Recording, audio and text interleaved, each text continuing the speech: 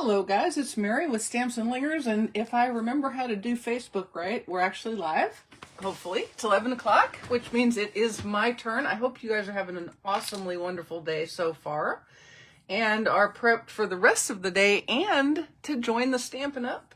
World Card Making Day event at 2 o'clock Mountain Time. So, do the math there. That's 2, 3, 4, 5 o'clock my time, right? Yeah, I don't know. Whatever. Nope. 4 o'clock. See, I'll even be late to the thing myself. All right, it looks like I am transmittalating, so that is a good thing.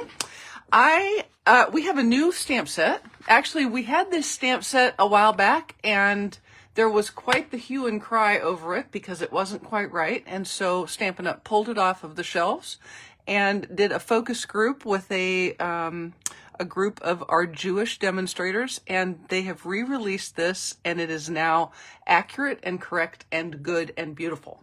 And with Hanukkah starting on the 8th of December, I thought it might be a good time to share a card, and so this is what I made for you today.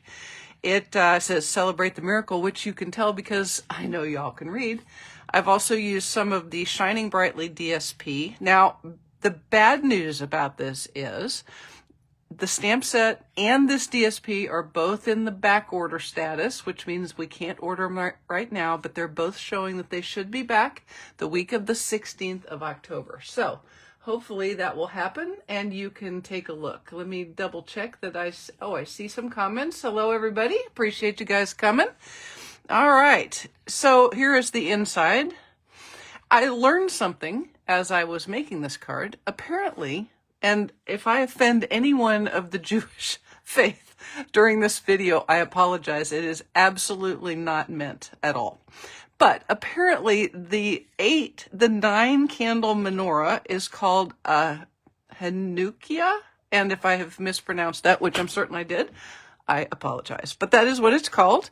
And the 9th candle is actually used to light the other 8 candles each day of Hanukkah. So I learned something as I was making this card. So let's go ahead and get started. This card will post tomorrow on my blog at about 7 o'clock in the morning. So you can get all of the card cuts and directions then and a PDF. So you don't even need to do anything. Just watch. All right.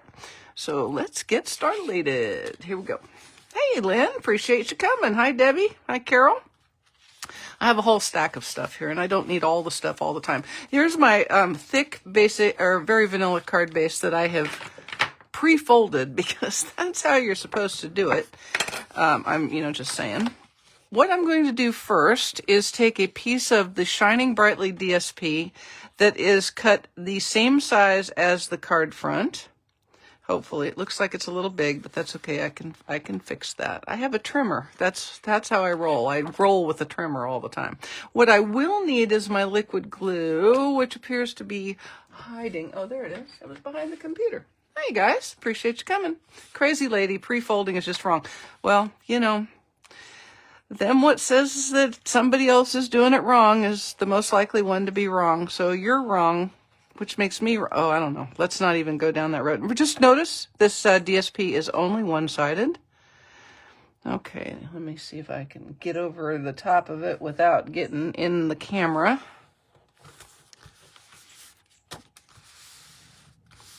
And you can see I've got a little extra there because I did a perfectly wondrous job cutting it, as you can tell. So let me get my trimmer out. Don't panic when that happens, y'all. Just put it back in your trimmer. Put the left side at 4 1/4 and give it a little cut. There you go. All righty. And you can just push it down with your thumb or with your bone folder if it makes a bit of a mess, and you'll be ready to go. All right. So there's our card front. Look at how well that folds. It's perfect. Okay. Now, I have my art panel, which is going to be matted on my Misty Moonlight DSP, but not yet, in case I bork it up. You never want to do stuff early. I am going to take my menorah, and I'm going to call it that because I don't want to mess up the pronunciation again. Oh, Cheryl, I'm glad it's coming soon. Oh, it'll be perfect. It's been a long time coming. It really has. We've needed a Hanukkah set for a while. So I'm taking my embossing buddy and just giving my panel a little bit of the rubby rub. And then I am going to stamp the menorah in Versamark ink.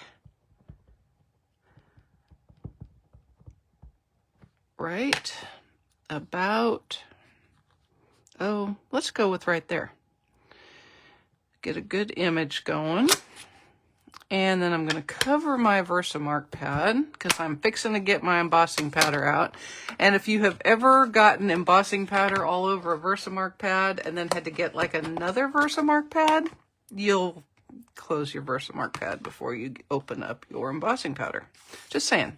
And I'm going to sprinkle that with my gold embossing powder and make sure I get a nice good image. And I see good embossing everywhere, so that's a good sign. And now before I get my heat tool out, I'm covering my embossing powder. See the above argument. Now, one thing I do want to tell you, let me blow off, is when you're using Versamark ink, I highly recommend that you kind of soon after you use it, give your stamp a little clean off because the Versamark can get kind of gooey when you let it dry. Just saying. That's just me. You don't have to do that if you don't want to. Alrighty, guys. How long are the replays available? That's a good question for Amy. Oops. You want to be sure that you don't have any stray embossing powder because once it embosses, it's kind of there for the duration. And I'm going to put a block on the top and bottom to just kind of help with the curling. It won't stop it completely, but hopefully it'll help. It's going to get loud, guys, and I will answer that question in just a second. It's going to get loud.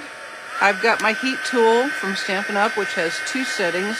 The low is perfect for drying your ink or doing whatever little drying things you need, but you're going to want to use the high setting for embossing powder. Trudy, the cloth I used is called an Absorber XL. I got it off of Amazon, and it comes in a giant sheet. So I just cut it into about 6 or 7 inch squares, and I keep a couple of those on my desk. I get it damp with hot water when I get ready to start crafting, and then I just let it dry out between times. All right, so there's our menorah, and I'm just going to leave it be for a second. Sorry for the noise, guys. Just going to leave it be for a second so it can cool. You know, when embossing powder is hot, it is quite smearable. So, you know.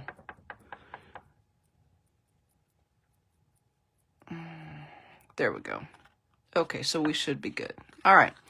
Now, you can see I've got a little curl, so I'm going to keep my, I'm going to use my blocks again to kind of help that. It'll make it a lot easier to stamp when I'm fixing to stamp. I have the candles image from the Celebrate the Miracle set, and I'm going to stamp these in Misty Moonlight.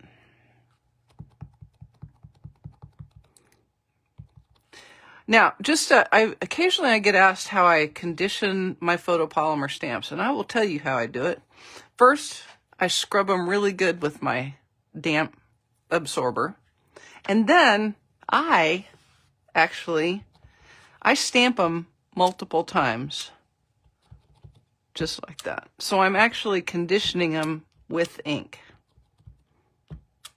Okay? And then if you get ink on your finger, it's very important that you clean it off before you do something dumb, like stick it on your card front and have to start over. Not that I've ever done that, says no crafter ever. All right, here we go. So let's go ahead and ink up for reals this time. You'll see I have long sleeves on. It's gotten to the point, it's only like 58 here, which is chilly. It's just chilly enough to need a long sleeve, but not, that's not good at all. But not cold enough to need long pants on. So I have shorts and a long sleeve Henley on. It's that time of year. All right. Now, y'all, I'm going to have to pull this down. I'm sorry. I got to get the bottom of these candles lined up with the top of the candle holders. Now, I can tell you right now that is not going to be a pretty image. So let me show you what I'm going to do. This is why I always recommend that you have a Stampin' Right marker in the colors that you're using. So I'm just going to help this out a little bit. I could, in fact, get another piece out. I could do that, but I'm not going to because I want to show you how to just fix it. I'm just taking the brush end and filling in those not so great images. And I'm also cheating them down a little closer to. Now I can tell you that if you aren't messing with a camera over top, it's a lot easier to get this lined up. It's really an easy set to work with. I like it a lot. I like it so much I actually used this image 3 times in the card. Okay, so there we go. If I didn't have my Misty Moonlight Stampin' Right marker, I would probably have had to start over. Okay, so now on the other side of my block, I have the adorable little flames. I love it. They're perfect. Mary's in the house. Yes, Mary is in the house. She is. She's in her own house and everything. Okay. So now I'm going to ink these flames up with crushed curry ink. All right. Y'all, say a little something. Say a little prayer that I get these lined up. Okay. Everybody hold your mouth just right.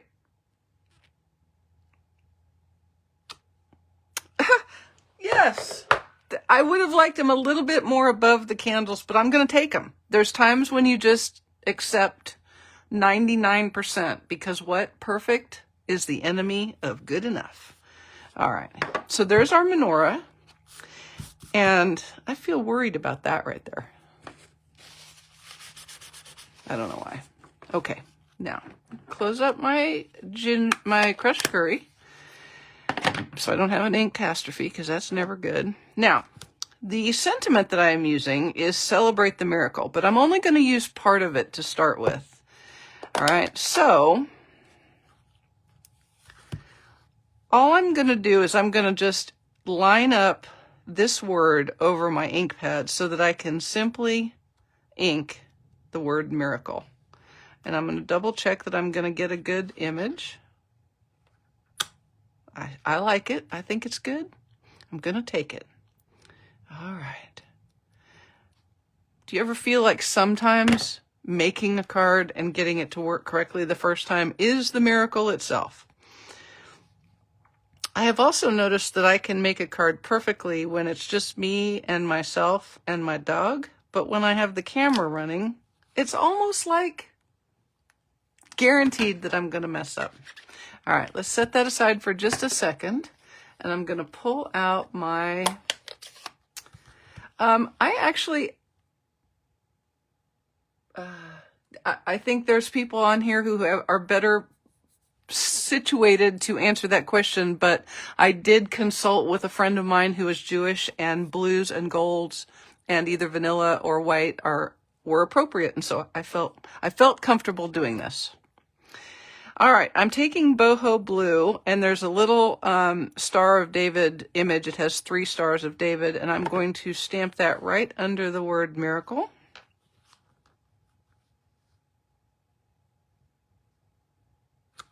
Like so. And then we can set that aside for just 1 second. And I'm going to stamp the remainder of the sentiment in Misty Moonlight on just a piece of scrap, very vanilla.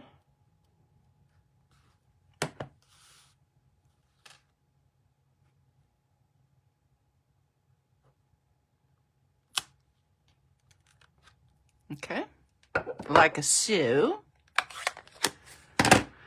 Oh, Lordy, they do need a miracle. I was really sad to see that's not good. Okay, I am just cutting this out And I'm leaving a decent sized border. Gotta have room for a couple of half dimensionals. I mean, I don't want this card to not have any dimensionals. That would be, well, weird. All right. Now this is the world's, well, it's the second easiest fussy cutting. The easiest is trimming the paper off of your envelope flap. All right, so there we have Celebrate the Miracle. And now I'm going to put a couple of half dimensionals on the back. Let me show you something. Terry Lynn showed you one way to do it.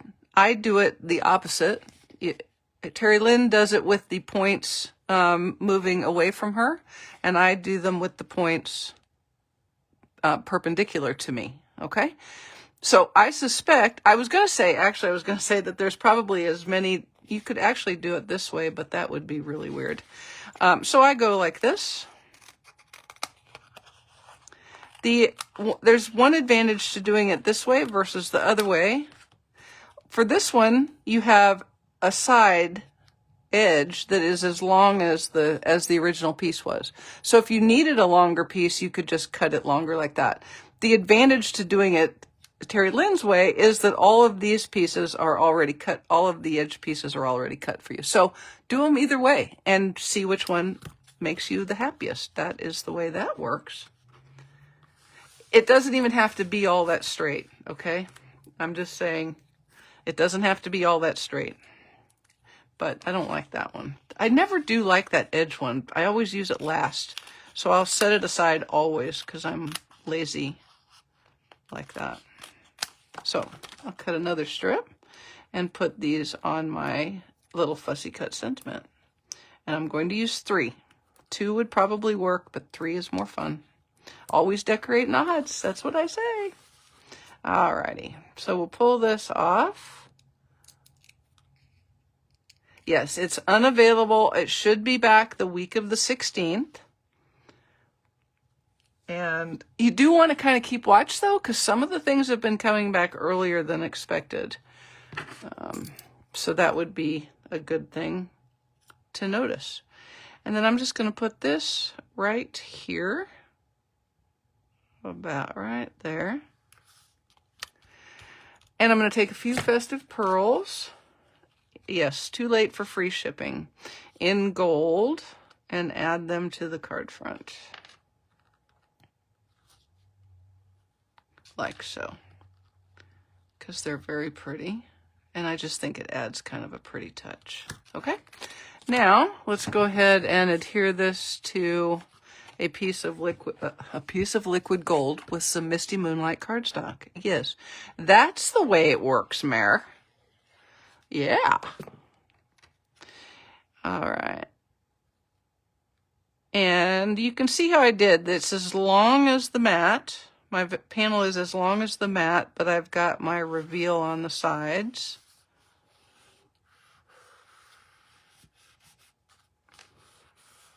There we go. And give it a little squish because I got it a little uneven. And then we'll put it on the front of our card base. And I'm going to do this not in dimensionals, but with liquid glue. So this one is even one that might even only take regular postage, which is not usual. Please make sure that's right side up. All right. And then we'll just line the top and bottom up and make sure it's straight across. And there's our card front. Okay, now on the inside, I have a piece of Very Vanilla, and I am going to stamp the Sending Light and Love sentiment in Misty Moonlight. I should probably put it on right side up. Or maybe, that's just me. You can put yours upside down if you want, but I'm saying I would put it right side up. So I'm stamping Sending Love and Light. Thank you, guys. Yeah, if I hadn't folded my card, I'd put it on the back. Just saying. Okay? All right. I don't like that. I'm going to get... Apparently, I didn't do quite enough conditioning here. Thank goodness there's 2 sides to that. Okay, don't let me mess this up. I'm out of sides. There we go. All right, and then I'm sticking with my Misty Moonlight, but what I'm gonna do is ink up my candles again, stamp them off once, and then stamp them over the top. Like that. And then I'm going to do the same. You know what? While I have this all out, look at how efficient I'm fixing to be. That's crazy talk. I'm going to do the front of my envelope because, hello, no naked envelopes. Thanks, guys. They did a good job with this one. Okay, so I'm going to use full strength Misty Moonlight, and I'm going to show you what I did here, okay? When I stamped this the first time, where it was just kind of floating, it looked too floaty because I didn't want to put the menorah on as well. So what I did is I brought it down so that the 9th candle was off the bottom of the, gosh, I'm just doing a terrible job with that around here. All right, so I'm just going to color that in.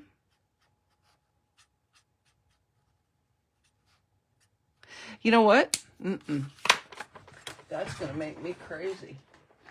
I mean, good enough is the, perfect is the enemy of good enough, but come on, man. I know. There's many times when I need 4 or even, 12 sides to a card. All right, let's try that again. Didn't like it, so I'm doing it again. Because it's my card and I can. Just saying. All right, and then I'm going to stamp my little flamies. Remember, this one's going to be full strength. Let me see if I can get that where I want it, which is above the candle just a little bit. See how cute it is when it's above the candle just a little bit? Yeah, it's really cute. For the inside, I'm going to stamp them off once because it would be weird to have the candles be faded and the flame be not flated. You know, if you have those flated candles, I think that's a song, isn't it? There we go. Flated candles in the wind. Maybe that's the song. I don't know. I don't think that's a song. Alrighty, and then we're going to mat this on some Misty Moonlight. And put it inside the card base, which is conveniently already folded for us.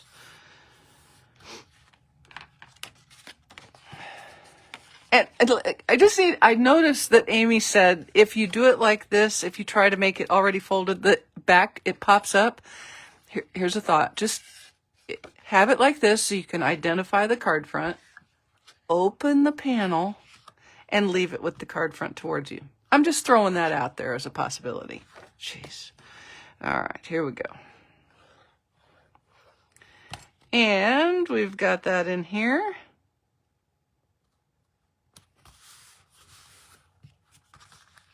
And there's our card front, our card. All right, and a quick decoration of our envelope flapper. And there's still a bump that messes you up. I understand. Bumps are hard. See what I almost did? I almost put the liquid glue on the DSP instead of on the envelope flap. It's almost like this is the first flap I've ever decorated. And we all know that's not true. Here we go.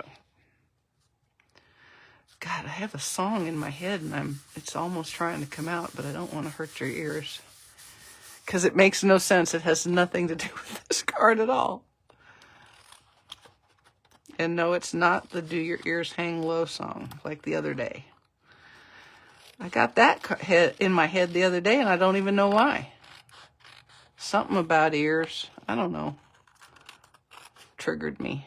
I get triggered easy on the song department. There we go, guys. There is my first ever Hanukkah card. I'm just saying, I feel like it's bad that it's taken me 8 years to make a Hanukkah card, but now I have. I hope you like it. I hope you'll watch for it in the online store and get it when it comes available, hopefully sooner than the 16th. But if not, look on the week of the 16th. Enjoy the rest of your World Card Baking Day. Who knew we'd have our own holiday, right? I mean, like, even the banks are closed today. Just saying. Enjoy your next video. I'm not sure who's coming up next, but whoever it is going to be awesome.